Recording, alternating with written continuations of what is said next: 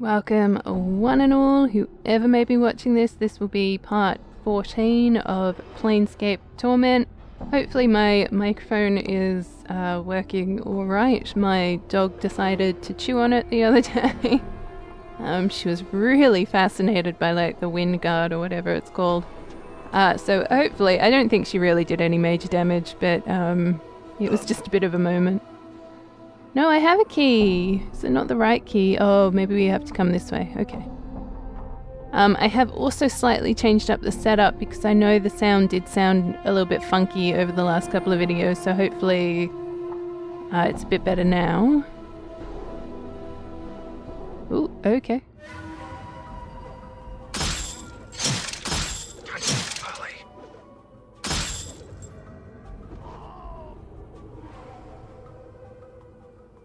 And what I'm planning on doing, depending how this game unfolds, next time my nameless dude and Anna level up, I want to just really yoink up their hide and shadow skill and try to get them as like sneaking experts. Done. Because then I'm thinking we can use Mort to sort of lure things out and have these guys hiding in shadows. And then maybe do some sneak attacks. Sneaky, sneaky. Okay, so...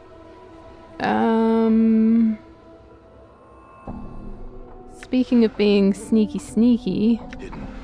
I'm gone. So I need to get my dudes... Lay as shadows. I'm just trying to understand how this works. Because the last was like, yeah, you have to sneak behind the boxes.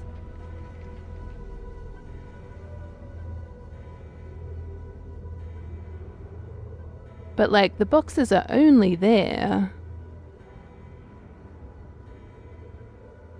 So then am I supposed to like hide in shadows the entire way across?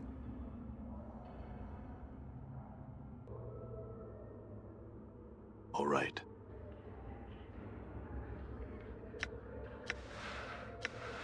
I'm gone. Unlocked. All right.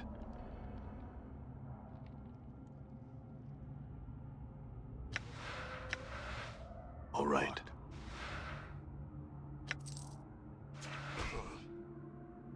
All right. Oh, whoops, should have checked it for traps. I feel like I'm always saying that nowadays. I'm thoroughly confused by this situation. Unless there's like a secret door. Oh, yeah, hello. How do I... Okay. Oh, gosh, come back, guys. So that's the door. Are we able to just run for it?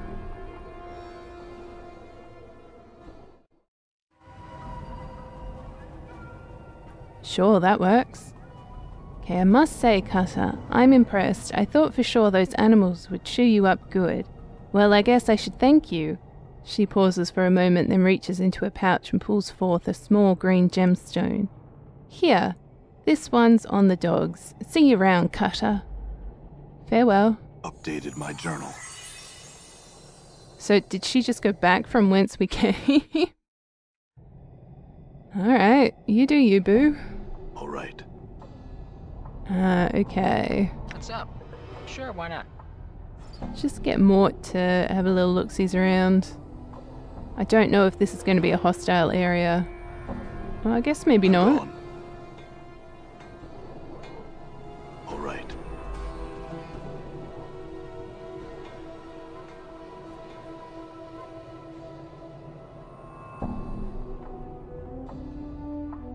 So it's not a large map.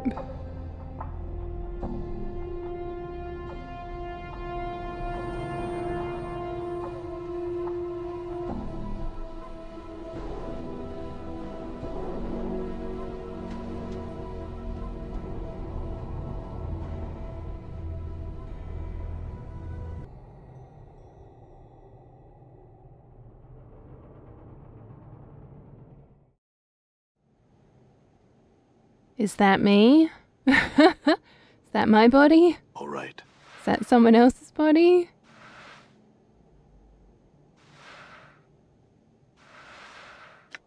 Okay, my inventory's full.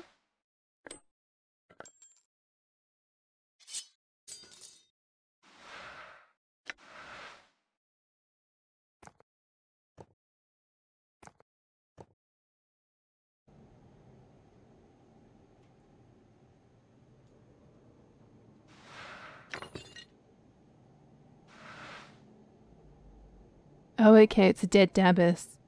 You see the body of a Dabus, the stench of its decay is overpowering, and from the looks of its rigid, unnatural posture, extreme rigor mortis has long since set in.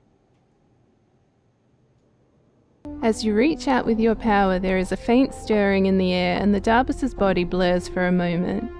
You feel a strange, wrenching pain in your skull as if someone is hammering on it sharply, desperately. Your vision goes black for a moment and the hammering pain fades, until it sounds like it's coming from outside your skull. The darkness clears and you hear the hammering coming from outside the building. The entire building seems hazy somehow, confused, as if you are seeing it through a mist. The hammering dies and you suddenly see a spectral vision of a Dabus entering the building. As it does, the windows and the doors become like water, suddenly sealing over the entrance the Dabus came through. The Dabus turns, pauses, and then begins a slow circuit of the room, examining the walls and hammering on each one as if testing it. The Dabus completes its circuit of the room, then pauses by the door it once entered. It begins hammering, chipping away at the stone, but with every blow the wall repairs itself. The vision fades to black and the hammering continues, first at a steady pace, then slower, then slower. Your vision clears as the hammering ends, and you are once again standing beside the corpse of a Dabus. It looks as if it withered away here, trapped in the building. In knowing the teachings of Zerthamon, I have become stronger. That's so sad. I wonder what happened that got it trapped in here. Okay, saving throws improved, fight skills, 5 hit points, good job. +1 edged weapons. I'm assuming that must be his sword. Yeah, proficiency, cool.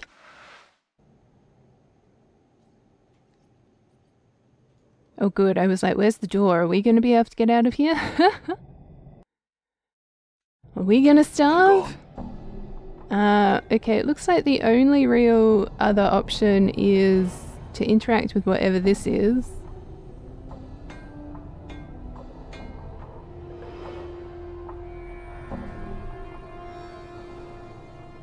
Okay.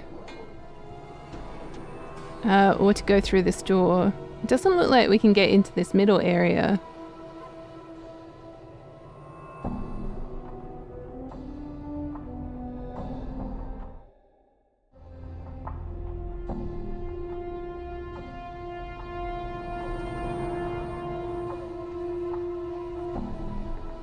Right, this is the place. I found you lying right here.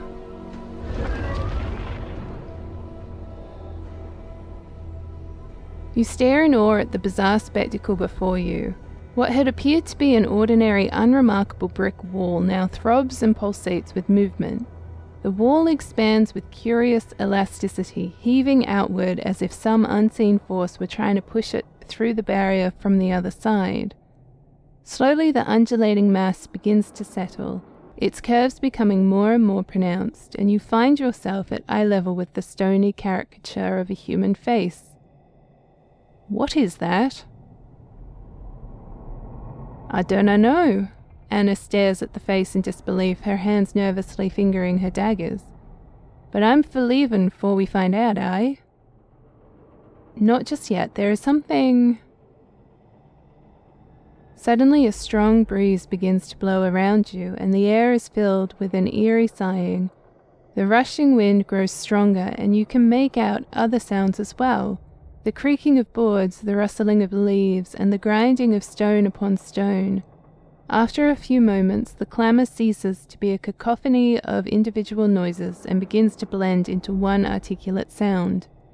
You can make out a voice that speaks softly, yet seems to come from all around you at once. You? It cannot be you. Greetings? The wind around you has stopped, but the voice is still somehow present. You are restored again. I saw you destroyed. Destroyed where? I saw you destroyed here, in front of me. I see all within me. Do you know what happened to me? Things that cast no shadow were shadow. They rose around you, tore you down. Do you not remember? You concentrate on the strange voice composed of sounds around you. Somewhere in the deepest recesses of your mind, there is a brief glimmer of recollection. You feel as though there is something vaguely familiar about the sounds. Close your eyes and try to remember. Oh.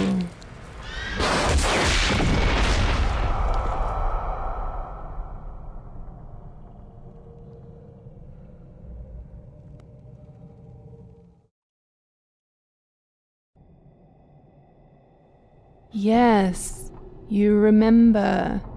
The voice of the alley rings in your ears, scattering the images from your mind and returning you back to the present. Destroyed. As soon as I shall be, I cannot delay division much longer. Pressure builds. Soon stones will crumble and the floating ones will repair me to destruction. Floating ones? I think it means the Darbus. They're always fixing and repairing things. I see. Pressure is too much. Too many places folded inside. Not enough space. Must divide. Divide? Must be in the way. What are you talking about? I think it's pregnant. Oh. Freaky. So where are we technically standing right now? I really don't want to know the answer to that, Mort. The voice continues. Help me to divide, branch out, expand. New apertures will open. You may use them to travel to the lower ward. What do you need to divide? The floating one is upon me, repairing. It prevents me from dividing. I undo its repairs, but it returns again and again. Repairs anew. Must remove floating one. You want me to kill the Darbus in the alley? Remove it. Only then can I divide. Very well, I'll remove the Darbus for you. Updated my journal. Alright, this has taken an interesting turn. But it's also explained those shadows that we've seen a couple of times now. Oh, okay. Yeah. I'm sort of working on that. Okay, so it's not in this area that we need to remove the Darbus. Okay. Is it just all the Darbus that are around here? Oi, you, buddy. Can we talk to them and say, hey, just stop your work right now? Okay, so it turns to face you, and a series of symbols appear around its head. I must attend to my duties, no time to speak. I understand. I just thought you should know that I discovered the body of a Darbus in this alley. The Darbus cocks its head slightly to one side. A number of symbols stream above its head, most of which indicate surprise and distress rather than words. Dead? Where? It lies in the abandoned building not far from here. It looks as though it got trapped inside somehow. The Darbus stares at you briefly, then bows slightly and floats off in the direction of the abandoned building. Farewell? So can I get them all in the abandoned building? Because I think there were only 2. Or was it just that one? Okay, we might be all good in the hood. Oh no, have I trapped it in there too? Oh. I'm sorry, Madaba's friend.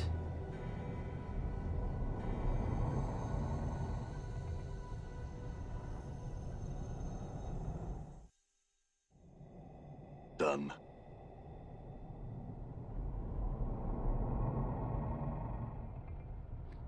As you approach the stone face, the various ambient sounds of the alley once again assault your ears, and through them the voice speaks. You have returned. I spoke with the Darbus. I told him about his dead brethren, and he left to investigate. Updated my journal. Yes, the floating one no longer repairs. It is now with the other. I have closed myself around it. It remains inside me forever. I see. Now that it is trapped, you can divide without interference, right? Still cannot divide. Too weak. Cannot undo floating one's repairs. Its changes must be reversed before I can divide. You must undo the floating one's repairs for me. How can I reverse the repairs? I'm no carpenter. Seek out the parts of me the floating one has changed. Reverse the changes, undo the repairs. Must be exact, precise. Only then can I divide. Very well, I'll find and reverse the repairs for you. I'll probably need some tools. A hammer and pry bar should do the trick. Updated my journal. Oh, far out. Well, we have a pry bar. I don't think we have a hammer.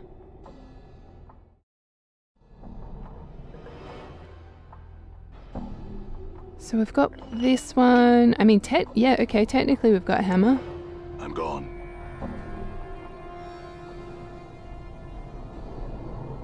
Oh, yeah, can you do it? Okay. Use the pry bar to loosen the boards. Okay, and then there was, I think over here.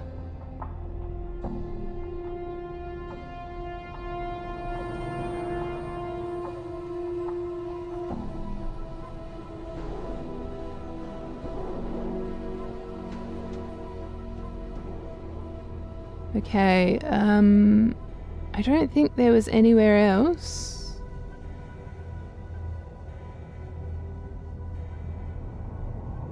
I think that did what we needed it to do. I actually didn't read the actual conversations.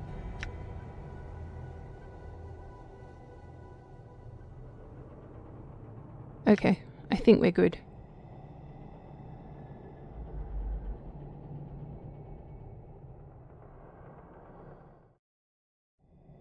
All right. Geez, it would have been miserable if I didn't have those. Yes, all is in order. I am grateful. Again, the wind begins to blow around you, this time with fierce intensity.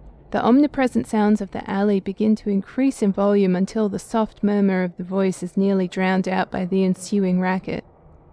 Now you must go. Division begins. The way is now open to you. Farewell. Updated my journal. The stone face before you begins to transform once again, its mass shifting and rolling as you look on. The entire wall seems to melt before your eyes, exposing a narrow passageway beyond.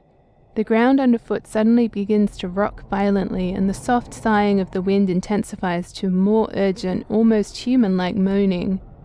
You can hear the sound of crashing stones and snapping boards all around you as you dash into the passageway. Updated my journal.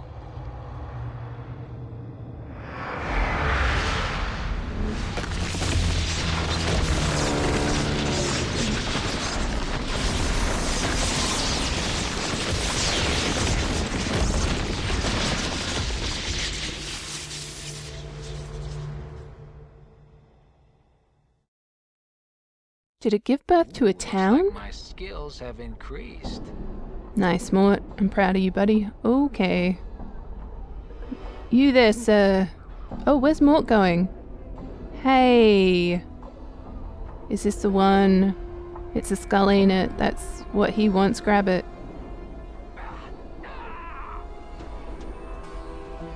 Whoa, hold on. What was that all about?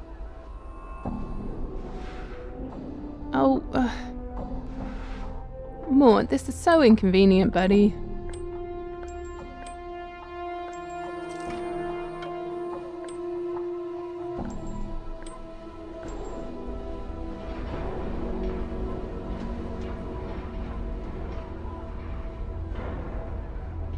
Okay, I'm assuming we'll have to figure out where he's gone and who took him.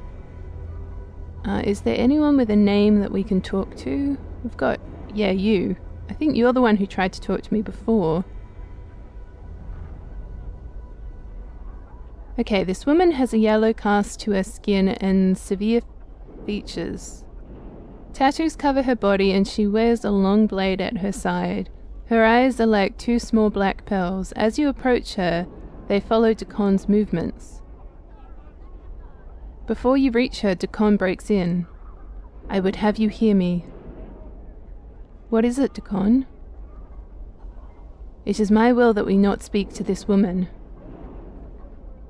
Why not? She is a Zerth. Our wills are crossed blades. We have no common ground. Very well then. You have my gratitude. Think nothing of it. Is he gonna feel this way about everyone I try to talk to? What about Sebastian?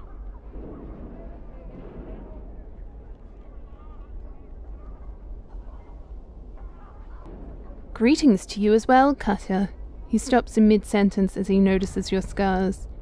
You see his eyes travel along them and his eyebrows arch to surprise. He returns his gaze to you. I was about to ask what I could do for you, but there is no need. I think I can see why you came to me, Cutter.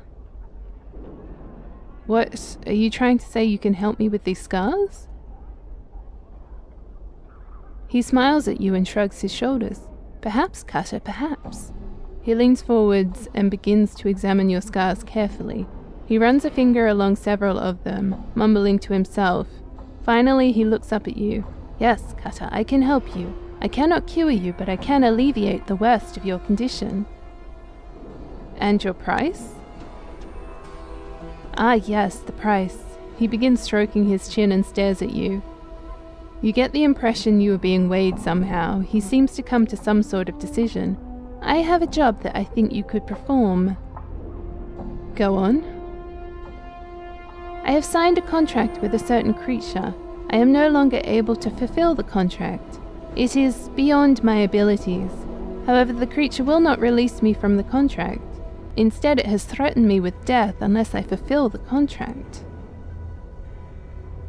Let me guess, you want me to solve this problem for you?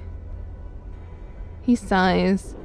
Yes, I cannot do it myself. My reputation demands that I fulfill the contract or face consequences. I am at your mercy in this regard. Will you help me? What were you contracted to do? He shakes his head. I cannot reveal that information, Cutter. I am magically bound not to. That is why people come to me. They know that if I accept a contract, it will be handled with discretion. What kind of creature are we talking about? An Abishai named Grosso, Cutter. He pauses to gauge your reaction. I know this is a difficult task, but one I think you can handle. Also, the reward I offer is great. He gestures at your scars. I see, an interesting proposal. He looks at you hopefully. Will you do it, Cutter? I don't know, I'll take it under consideration. He tries to hide his disappointment from you with a smile. I understand, Cutter. Is there anything else I can help you with? I had a talking skull and he was kidnapped. Can you help me? He stares at you for some time before answering. A skull? Well, if I were to hazard a guess, I would say that your skull is now in the possession of the Master of the Bones, which means you should get yourself another skull, Cutter. Where can I find this Master of the Bones? He glances about nervously. A ruined house somewhere in this ward leads to his demesne. I don't know that word. I know nothing more. You can actually see a hint of fear in his eyes. Let us speak of another matter. Farewell. Alright, good to know. Good to know this place has thugs as well.